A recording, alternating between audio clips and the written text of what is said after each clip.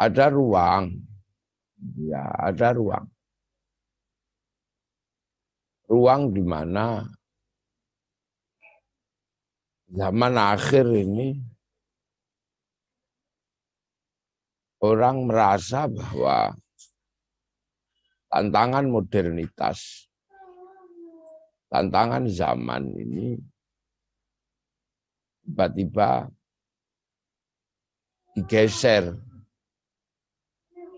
digeser ke arah semuanya ingin mendapat jawaban dari agama. Ini sebenarnya adalah tantangan bagi agama. Dulu zaman ini setiap persoalannya pasti dicarikan jawabannya di ruang modernitas, di ruang positivisme, di ruang-ruang di luar agama. Nah, tiba-tiba belakangan semua orang pengen mendapatkan jawaban. Agama ini jawabannya seperti apa? Menghadapi situasi yang sedemikian kompleks. Nah, inilah yang akhirnya melahirkan dinamika agama yang akhir-akhir ini luar biasa.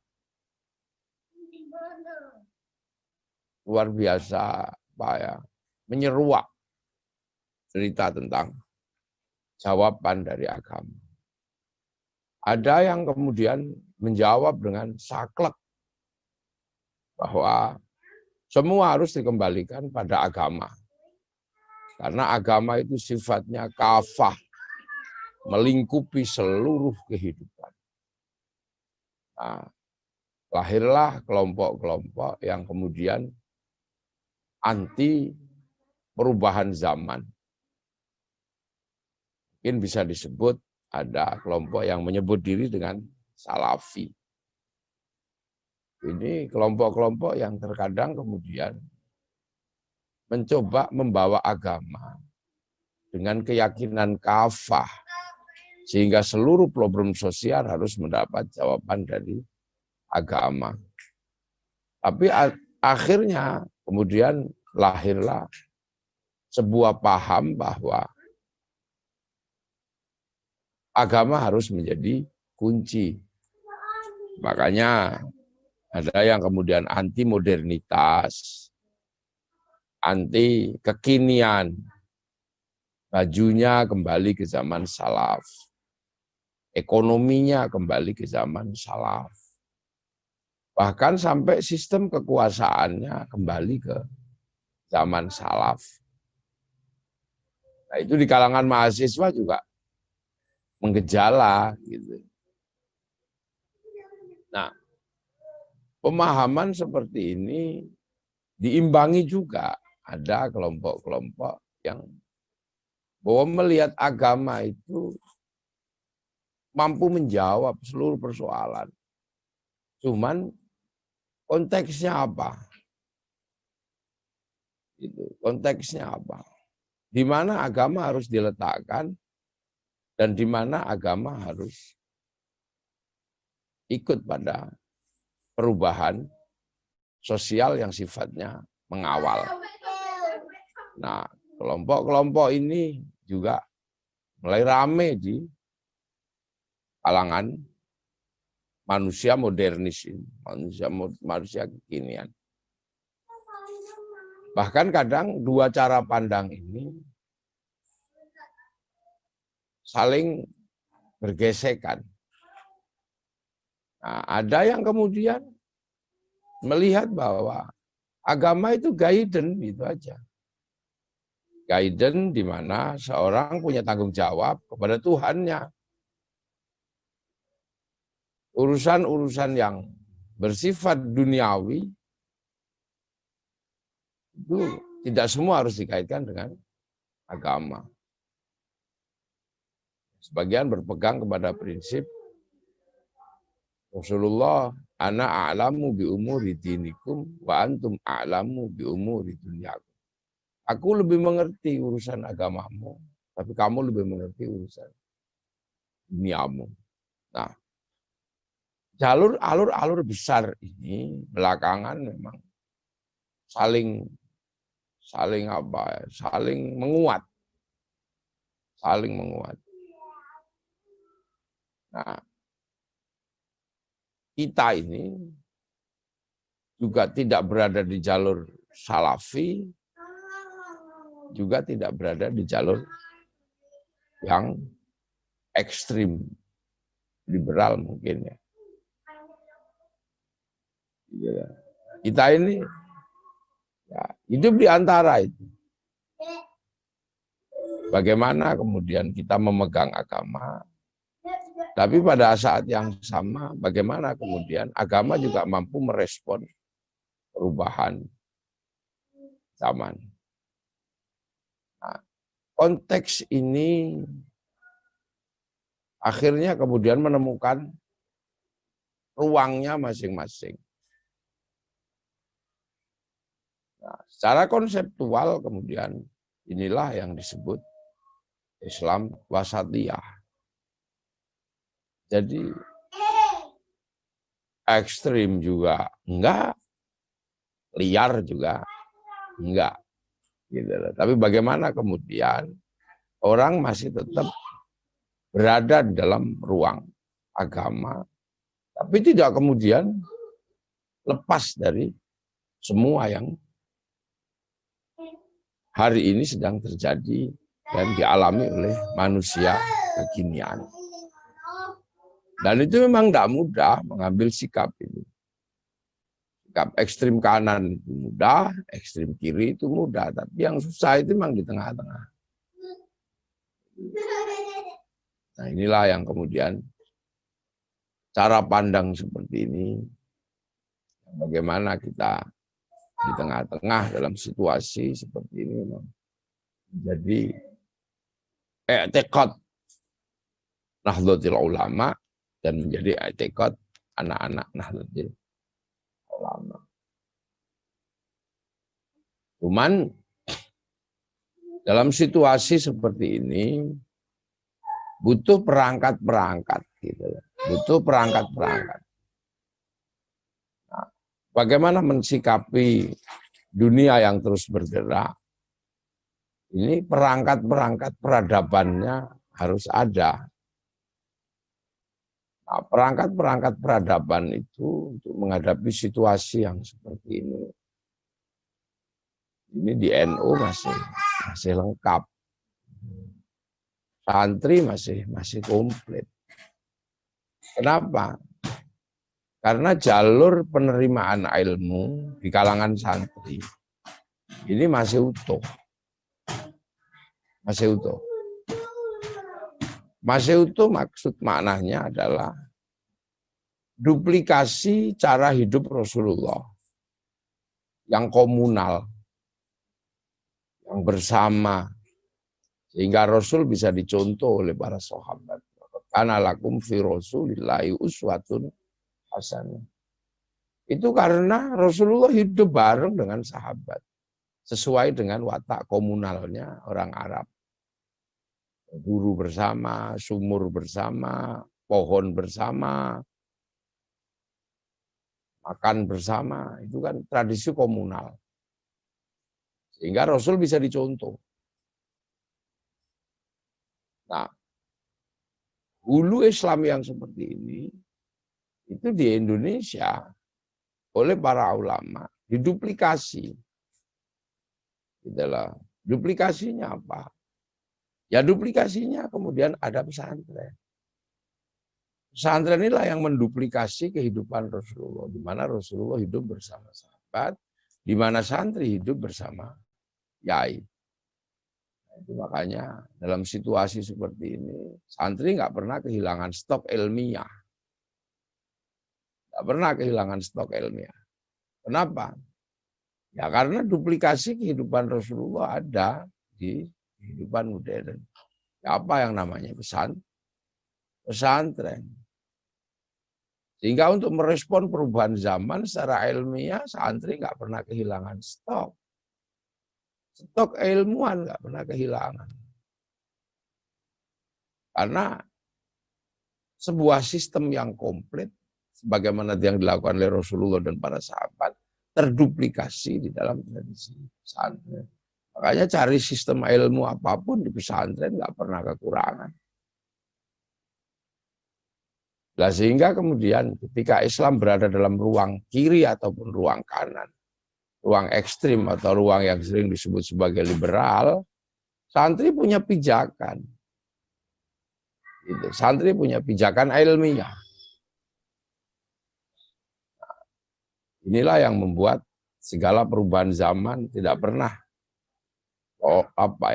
lost control dari kalangan santri. Nah, cuman kan di kelompok-kelompok yang sebagian sering memojokkan tradisi NU dan tradisi santri ini sebenarnya ada kelompok yang ingin menjawab seluruh persoalan secara diniyah, secara agama. Cuman rata-rata nggak punya gitu loh. Mekanisme ilmiah itu nggak punya. Mekanisme ilmiahnya berangkat dari baca, berangkat dari tren, belajar di luar tradisi keilmuannya. Anak eksak belajar agama, tiba-tiba terus dia tidak mengalami proses ilmiah itu, nggak ngalami. Tiba-tiba kemudian berbicara agama. Itu sama dengan ketika saya tidak pernah mengalami proses ilmiah sebagai seorang pelajar kedokteran. Mungkin saya bisa menghafalkan teori kedokteran dalam 2 malam, mungkin bisa. Gitu. Mungkin yang paling sulit teori kedokteran apa, bedah, saraf gitu misalnya. Kalau menghafalkan teorinya mungkin 2 malam aja bisa. Dan saya bisa beradu konsep dengan mereka secara pengetahuan. Tapi akan menjadi bermasalah kalau saya dimasukkan ke ruang bedah. Itu bisa mati semua saya bedah. Karena saya tidak mengalami proses ilmiah. Belajar ilmu kedokteran. Sama. Sebagian tidak mengalami proses ilmiahnya agama. Proses pesantren nggak pernah terdidik mendapatkan kesabaran ilmiah, nggak pernah. Tiba-tiba kemudian berbicara agama. Nah inilah makanya kemudian semua seolah-olah dibicarakan secara agama. Dan kadang kelompok-kelompok seperti ini stoknya nggak ada. Gitu loh. Kebutuhan pasar tidak diimbangi dengan stok kepemilikan kader. Makanya kemudian ya salah ambil aja. Yang penting bisa ngomong agama gitu aja. Nah disitulah kemudian lahirlah black market. Jadi pasar gelap agama, black market religion itu. Siapa tahu-tahu jadi ustadz gitu. Siapa tahu-tahu jadi. Nah ini yang kemudian suka membentur-benturkan bahwa santri disebut liberal. Santri disebut sudah tidak islami gitu. Dia lupa bahwa santri ini mengalami proses ilmiah. Sehingga situasi kayak apapun tahu. Tahu secara ilmiah dasarnya apa. Nah itulah. Nah, sehingga kemudian punya kehidupan yang lebih stabil. Gitu. Punya kehidupan yang lebih stabil. Nah, itu kita rasakan sekarang. Gitu. Bagaimana kemudian santri ini mulai berada di ruang-ruang publik peradaban yang tanpa galau dan tanpa gamang. Misalnya yang satu berbicara hijrah, ya santri tetap berbicara taubat. Yang satu berbicara hijab, ya yang santri tetap aja jilbab. Gitu. Itu sebenarnya adalah ruang-ruang karena santri punya struktur ilmiah ketika berbicara agama. Ini adalah apa? Khazanah ilmiah yang dimiliki oleh santri karena kehebatan para pendahulu yang membawa Islam ke Nusantara. Yang dalam hal ini adalah para wali. Makanya bahkan anak-anak yang tidak mengalami proses ilmiahnya Islam, ilmiahnya santri, itu terkadang mempertanyakan, apa betul bahwa Islam itu disebarkan oleh wali misalnya. Bahkan kadang mereka mengatakan wali itu tidak ada. Nah, proses ilmiah ini karena nggak dialami. Wali ya yang menyebarkan Islam karena di sini dulunya Hindu. Hindu itu yang boleh ngomong agama adalah para Brahmana. Kasta tertinggi. Kesatria itu nggak boleh ngomong, para raja. Wisya pegawai nggak boleh ngomong. Apalagi sudra. Sudra itu petani dan pedagang. Sekaya apapun petani pedagang tetap sudra. Nggak boleh ngomong agama. Makanya ketika Islam disebarkan saudagar dalam konsep ilmiah ya nggak masuk. Nah, konsep Brahmana itu di dalam Islam yang berimbang adalah wali. Yang sama-sama la khaufun alaihim walahum yahzanun. Para wali inilah yang kemudian meletakkan sendi-sendi Islam. Ketika datang ya tidak ekstrim. Para ulama menyebut diri dengan sebutan lokal, kiai. Yang di situ ada Kebu Kiai Slamet, Mbak Kiai Pleret. Enggak ekstrim memang dari awal. Musola, langgar, sholat, sembahyang. Nah itu kan sebenarnya adalah bagaimana bersikap apa ya, proporsional, bersikap wasatiyah. Tapi berhasil. Karena apa? Karena ini sangat mendasar. Allah pangeran. Bahkan struktur pun bisa diajak berbicara tentang struktur wasatiyah. Yang tadinya ekstrim kan, yang raja ekstrim baiknya, ekstrim mulianya, yang hamba ekstrim jeleknya, ekstrim nggak punya hak apa-apa. Nah itu wasatiyahnya dibangun oleh para pendiri bangsa, oleh para wali, menggunakan konsep kullukum ra'in wa kullukum mas'ulun an ra'iyati. Kalian saling bertanggung jawab. Nah, itu tidak ke raja, tidak ke hamba, tapi berada di tengah-tengah. Yang diserap ke bahasa kita menjadi rakyat. Nah, ra'iyah ini bagaimana tidak terlalu ekstrim, maka membangun sebuah sistem namanya musyarakah. Lahirlah konsep masyarakat. Nah kemudian kalau membicarakan nasibnya ya jangan ekstrim. Wasyawirhum fil amri, maka lahirlah konsep musyawarah. Nah, sendi-sendi ini sebenarnya dipersiapkan. Bagaimana kemudian manusia ini menjadi manusia yang wasatiyah menghadapi zaman. Tidak menjadi ekstrim. Dan akhirnya jadi para wali akhirnya mampu membangun namanya wilayah. Nah, wilayah itulah yang akhirnya sekarang kita sebut Negara Kesatuan Republik Indonesia. Nah, ini sebenarnya adalah persiapan jangka panjang yang dilakukan oleh para pendiri bangsa dan para penyiar agama ini, syiar agama. Nah, belakangan kemudian yang berani tegas mengatakan bahwa itu semua kitalah pewarisnya. Jadi mewarisi masa lalu.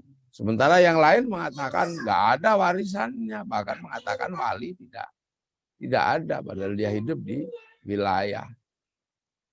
Arkeologi pengetahuannya masih ada. Kenapa orang Indonesia disebut rakyat? Rakyat itu kalimatnya Rasulullah.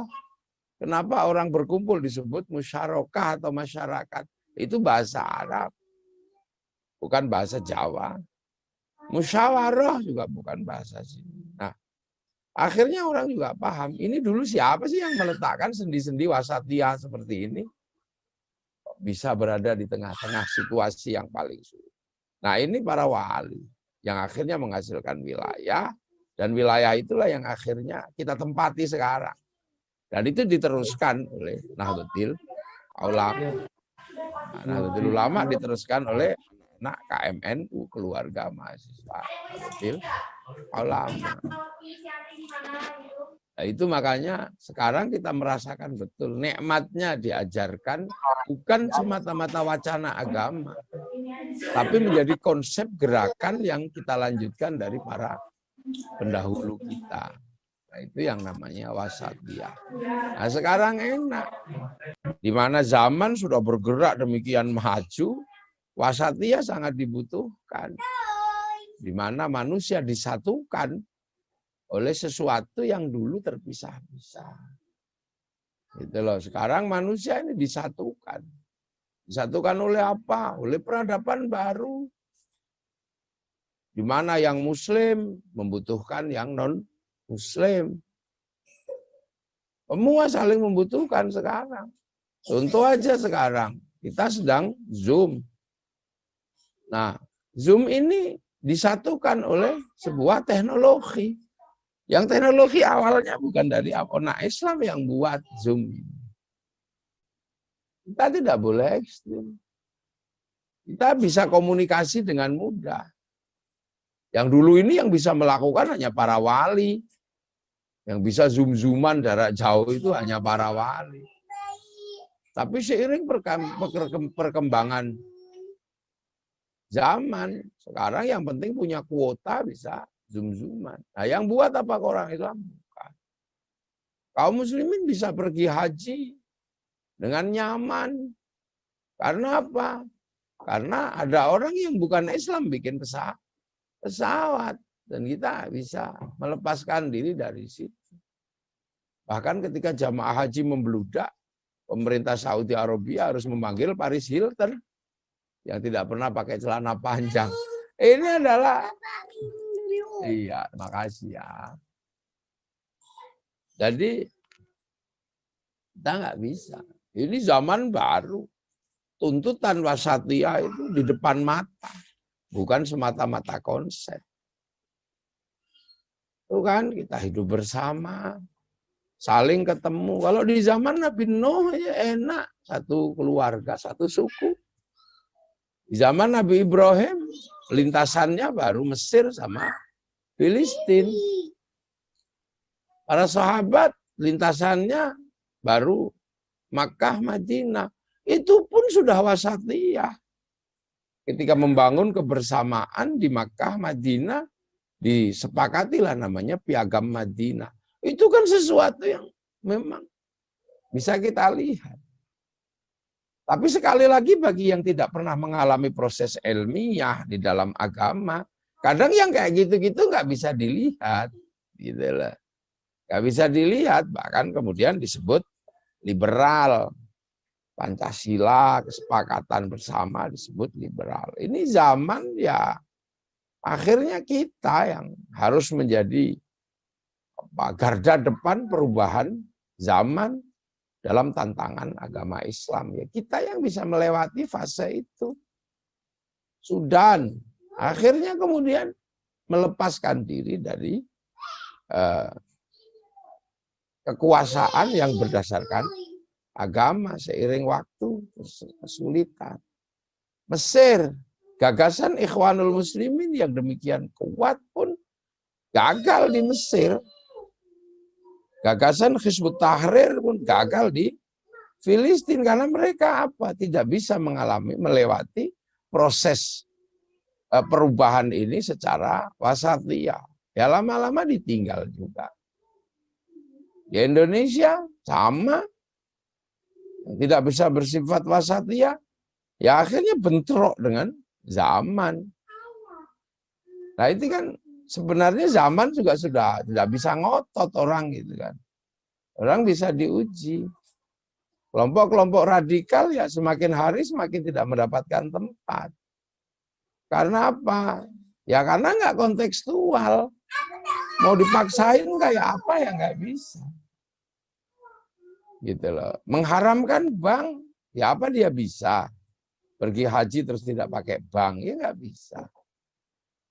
Apa orang dengan mengharamkan bank bisa kemudian kemana-mana tidak pakai uang? Nggak bisa. Oh ini zaman modern, alat tukarnya uang, obligasi, nggak bisa. Orang anti Yahudi silakan, tapi apakah dia bisa kemudian meninggalkan produk Yahudi. Ya nggak bisa. Kan gitu. Orang yang akan kembali kepada Islam murni apa bisa meninggalkan handphone? Ya nggak bisa. Ini kan zaman. Gitu loh. Nah, cara-cara yang ekstrim itu lama-lama juga ditinggal oleh zaman. Jadi makanya nggak usah khawatir. Cara beragama secara wasatiyah itulah cara beragama yang sampai kapanpun akan kontekstual. Apalagi santri yang melakukan itu didukung oleh fase-fase ilmiah beragama, alami proses pesantren. Jadi sebenarnya tinggal dijalanin aja. Cara wasatiyah ini jalanin aja. Kami akan berada pada ruang di mana merasakan betul konsep wasatiyah itulah konsep hidup kekinian. Itu kurang hebat apa dulu di Indonesia misalnya ada yang namanya NII, ada namanya DITII. Dia nggak bisa bersikap wasatiyah, dia bersikap ekstrim. Semuanya harus formal agama. Ya jebol. Ya jebol. Enggak bisa. ISIS, kurang apa? Dia mengambil sikap bahwa semua harus kembali pada Quran dan Sunnah. Di awal gaungnya luar biasa. Lama-lama mengecil juga dan nggak usah nyalahin siapa-siapa. Awal-awal hebat-hebat, seolah-olah mereka lah yang mewarnai Islam di Indonesia. Lama-lama begitu semakin tidak bisa memahami konsep wasatiyah, jadi ekstrim. Nah setelah ekstrim jadi kriminal, itu aja. Ya nggak bisa lagi kemudian teriak kriminalisasi ulama. Kenapa? Karena memang kemudian terus-terusan jadi kriminal. Karena apa? Karena cara pandang yang tidak bisa melihat kenyataan zaman. Terus kemudian yang lain disebut liberal, yang lain disebut Syiah, yang lain disebut kafir, yang lain disebut ahlul bid'ah. Itu sebenarnya adalah kegagalan, gitu loh, kegagalan karena berpegang kepada sesuatu yang nggak kontekstual, gitu. Itu dulu Rasulullah aja biasa kok dulu. Sama orang Yahudi, sama orang Nasrani. Lu kok tiba-tiba umatnya ketika sampai di zaman yang saling bersatu, saling bertemu kayak begini, tiba-tiba, oh iya, mana. Oh, ya. Ya, nah jadi makanya ketika masih berbicara tentang khilafah gitu, kuat gayanya sudah kayak iyo gitu. Tapi kan kemudian khilafah ini nggak bisa dipertahankan dalam konteks kekinian. Kenapa? Karena bertentangan dengan konsep kebangsaan anak-anak sekarang, konsep kebangsaan yang sangat terbuka, yang sangat harus dituntut secara konsep wasatiyah. Nggak usah khawatir. Berkerudung, ya tidak ekstrim. Auratnya ditutup. Tidak kemudian ekstrim semuanya ditutup gitu kan. Lah kenapa? Ya tuntutan zaman sekarang. Perempuan harus paham betul mekanisme kehidupan. Tidak boleh kemudian perempuan dikembalikan ke zaman kuno itu. Karena yang beresiko adalah keturunannya. Sementara perempuan harus mencetak anak-anak yang hebat. Anak-anak yang anak-anak zaman masa depan. Untuk apa? Menopang kehidupan bangsa dan negara. Almar atau imadul bilad, idza soluhat soluhal bilad, wa idza fasadat fasadul bilad. Hanya perempuan-perempuan yang baik, yang mampu menjamin kebaikan bangsa dan negara. Nah itu artinya perempuan harus pinter, perempuan harus hebat, perempuan harus berada di ruang-ruang publik yang memang kontekstual. Nggak bisa lagi perempuan kemudian diantarkan kepada generasi yang mempersiapkan anak yang khusus hanya untuk berburu dan meramu. Tapi perempuan harus dihantarkan kepada bagaimana punya sikap, punya wawasan untuk menciptakan generasi-generasi baru yang akan memikul bangsa dan negara. Nah, bagi yang kemudian perempuannya dimundurkan punya anak, ya anaknya ekstrim, ya rusuh, makanya kemudian orang-orang ya rusuh aja. Nah ini kan sebuah cara pandang. Makanya enggak usah khawatir, tetaplah berpegang kepada cara-cara wasatiyah ini. Insya Allah sampai kapanpun, tetap kontekstual. Dan ini sudah teruji. Ya, Islam yang dulu kuat-kuat. Tapi kalau semakin ekstrim ya semakin ke arah kriminal. Di Prancis misalnya. Pemahaman yang ekstrim ya dirapikan oleh Presiden Prancis.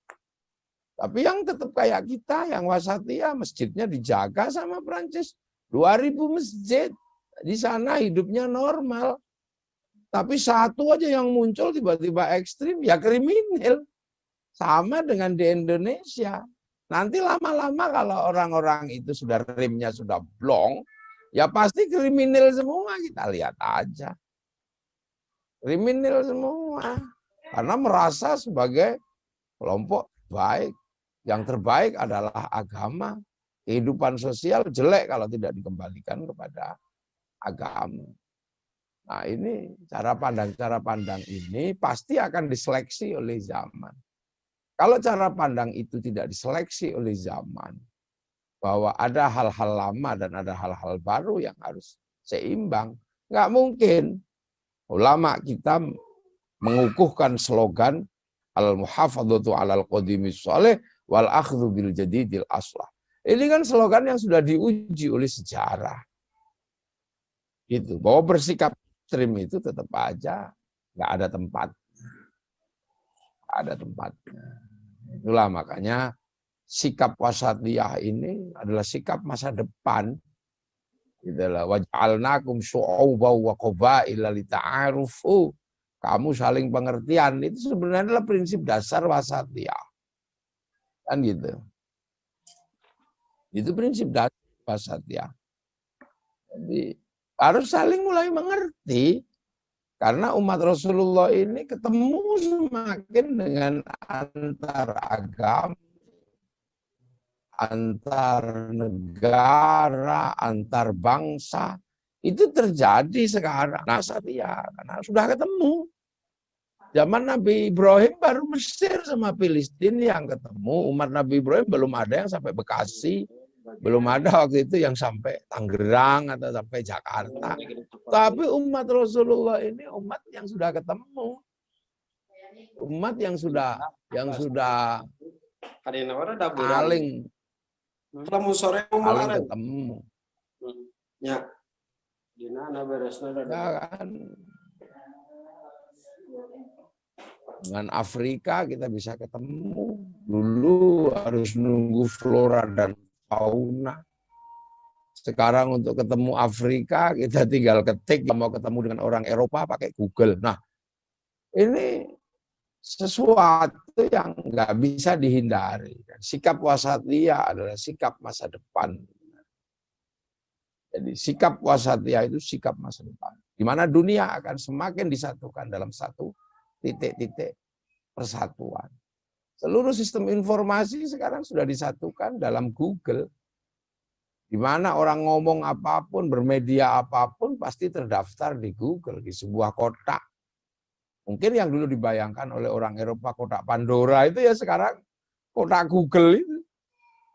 Mungkin yang dibayangkan oleh orang Yahudi Nasrani sebagai tabut Sulaiman asal seluruh kejadian, ya mungkin sekarang ya hardis-hardis besar ini. Kan gitu. Nah, nanti juga yang akan dibayangkan oleh kita tentang lauh itu ya sekarang kecil-kecilan sudah bisa dibikin oleh manusia. Namanya harddisk, Google, sistem komunikasi pencarian orang lewat WhatsApp, lewat Google Map. Nah, ini zaman yang udah nggak bisa untuk dihindari. Sikap wasatiyah inilah sikap masa depan sebenarnya. Makanya jangan ekstrim. Nah, kenapa santri nggak ekstrim? Proses ilmiah beragama masih dilewati, masih punya pesantren. Jadi nggak usah khawatir. Insya Allah di dalam tradisi santri tidak lahir black market religion, tidak lahir pasar gelap agama, enggak lah. Nah ini itu dulu.